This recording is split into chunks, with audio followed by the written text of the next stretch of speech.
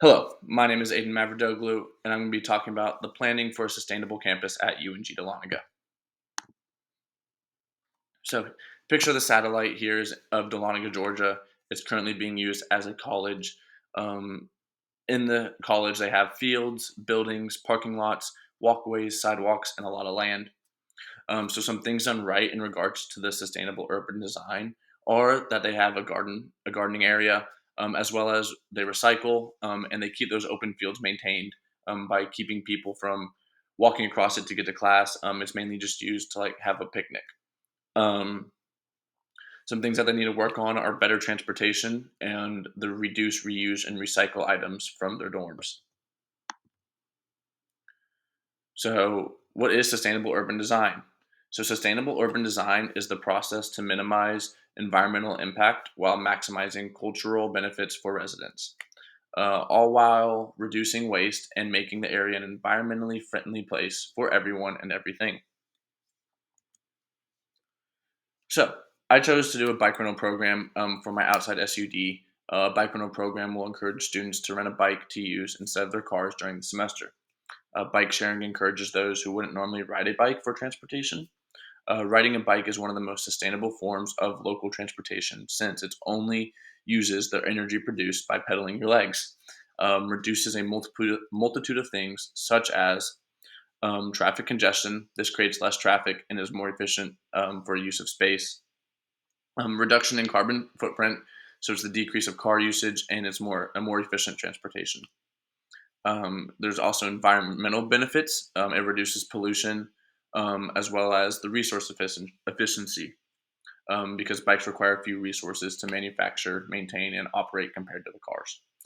It also is enhanced the campus aesthetics. There's less noise, which bikes are a lot quieter than cars, and it just contributes to a more serene campus environment. There's also green spaces, which reduced car usage can allow for more green space and pedestrian friendly areas, enhancing the campus's aesthetic appeal as well. It also improves public health. So it's physical activity. So encouraging cycling would help improve physical health among students and staff by providing an easy way to incorporate exercise into their daily routines. It's also good for your mental well being. It's been proven to show that cycling can reduce stress and improve your mental health. And there's also economic benefits. It's more cost efficient. Students would save money on transportation costs, which can add up over time. So, in conclusion, implementing a bike rental system on a college campus aligns with the principles of sustainable urban design by promoting eco friendly transportation, reducing environmental impact, and improving public health, as well as enhancing the overall quality of the campus life. This approach supports the broader goals of creating livable, resilient, and sustainable urban environments.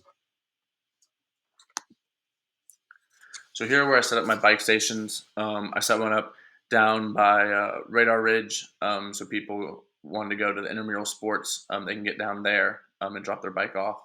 I also put one by the suites, which is one of the dorms. So that just makes access from the dorm or from one of the dorms. I put another one in between um, Donovan and the barracks, so that way they both have access. I also put one by the drill field, which is just outside Lewis. There's another one just on the other side of Commons. Right now, it's just currently being used as like extra overflow parking, but there's already a massive parking lot right next to it that is never full.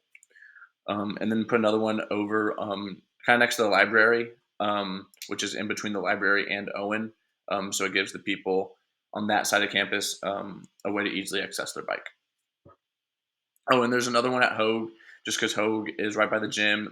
That's where all the food is. That's where typically like Greek life will have events and just like, things like that. So people are always going through Hogue. So it's just a great place for someone if they want to drop their bike off before class.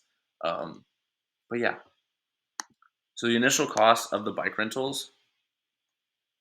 So the cost associated with a bike rental program on a college campus can vary, widely based on the scale of the program and the specific requirements of the campus. For a small school like UNG, with these 7 bike stations having about 20 to 25 bikes at each station, this could range to about $75 to $100,000 to set up, and that would include purchasing of the bicycle, of the bike racks, a software system to keep track of the bicycles, customer service, maintenance and repairs, the insurance, development of bike lanes and the paths, as well as miscellaneous administrative costs. So students and faculty would swipe their Nighthawks card and basically be charged by the minute.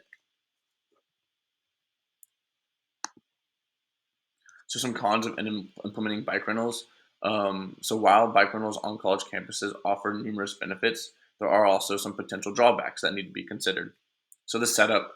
So establishing a bike rental program can require significant upfront investment for purchasing the bikes, setting up the rental stations, and implementing technology for the bike tracking rentals. So weather is also a problem in UNG. The weather conditions can get extreme. There can be heavy rain, or it can be super hot. So the usage of bikes would be significantly reduced due to these weather conditions, and this would affect the program's viability and its consistent usage. Also prone to theft, especially in a college campus with the college kids. They do stupid things. And even with robust security measures in place, ensuring the bikes are secure can be challenging and end up being expensive. There's also the safety risk. So there's a risk of accidents, especially in a college town where people are constantly driving and walking around. So ensuring safety through proper training and infrastructure would be essential. So the long-term benefits of the or incorporating the bikes would be it would extend well beyond immediate convenience and cost savings. They contribute to a sustainable, healthy, and vibrant campus environment, fostering a culture of sustainability and community well-being. These benefits impact not only the individual users, but also the broader campus community and the environment, creating a lasting positive effect.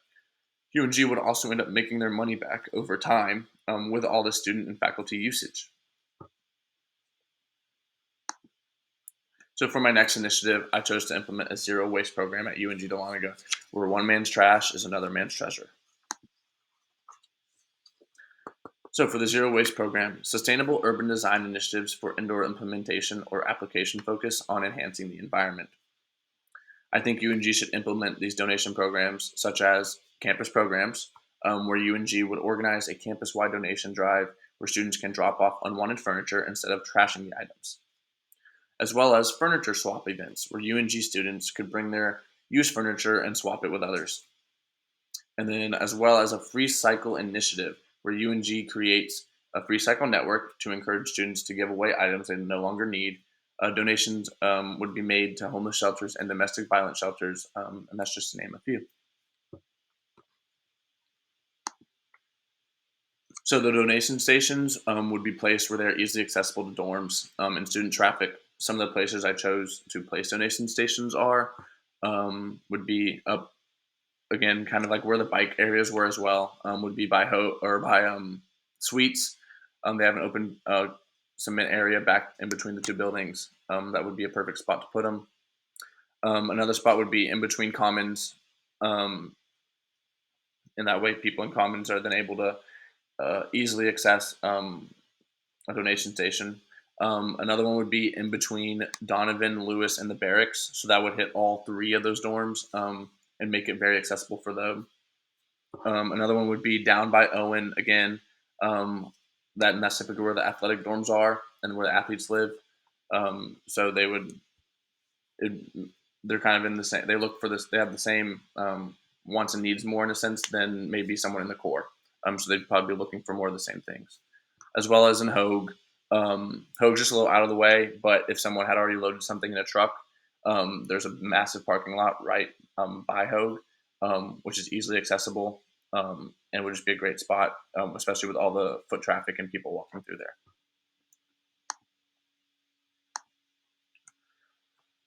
So, the initial cost of implementing a zero waste program at UNG would be very minimal. Awareness would just need to be spread. This can be done by word of mouth and emails to the students and parents by UNG staff. You would need a location for students to drop off their items, as presented in the previous slide, and they'd be spread out through the campus and monitored by students for free. So the administrative costs should be minimal because there are no purchases that need to be made. just a lot of coordinating and organizing.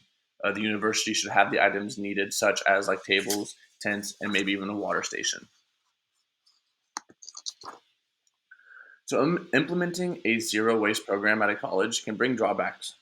So getting individuals to participate can be challenging, especially at the end of the semester when everyone's trying to just move out and they feel very rushed, especially with finals. But if you were to start the program maybe a month earlier, when people are starting to think about moving out, participation may increase. And like I said, organization is key.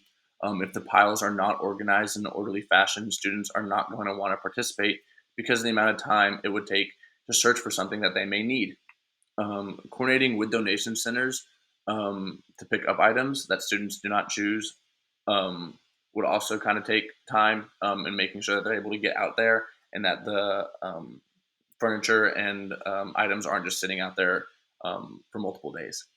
And then coordinating with waste management to pick up those items that maybe got broken or that are just no longer usable and just wouldn't bring any benefit to anybody. So, some of the long term benefits. Implementing a zero waste program at a college brings numerous benefits. So, it brings environmental sustainability. So, there'd be a reduction in waste. So, the furniture swaps would help reduce the amount of furniture that ends up in landfills. By reusing and recycling furniture, colleges can significantly cut down on waste. There'd also be resource conservation. Swapping furniture reduces the need for new products, conserving raw materials and the energy required for manufacturing and transporting these new furniture or the new furniture. It would also lower the carbon footprint.